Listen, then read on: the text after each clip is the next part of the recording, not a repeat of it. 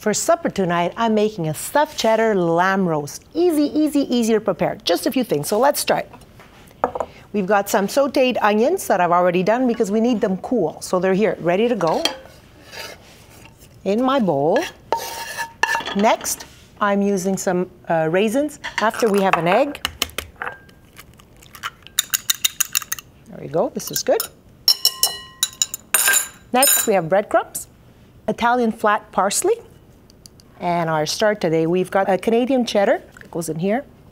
One thing to remember when we're working with lamb or any roast, as a matter of fact, is to season well. I think that's a mistake a lot of people do at home. So you want to have nice flavor, you need the salt. A little bit of salt and some pepper.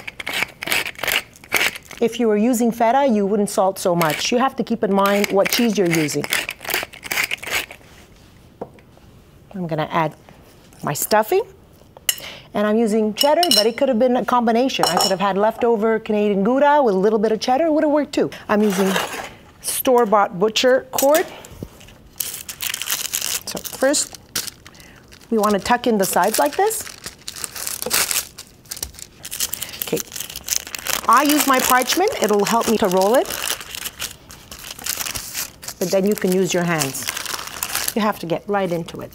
The meat knows if you're nervous and it won't collaborate. So you have to be in charge. We start like that. For those of you that are nervous working this way, all you have to do is take little pieces of butcher cord, just add them and just do individual little tie-ups and you'll be fine. It goes in here like this. At home, just try it once or twice and then you'll see what works best for you. We've got this beautiful, beautiful rosemary. That gets tucked wherever I see there's a little opening where the meat can escape. There you go. This. We're gonna butter this. A little bit of butter. You need some fat.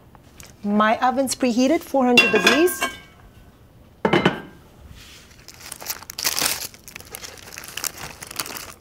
Right in here. Tuck it in. Look at this beautiful browning.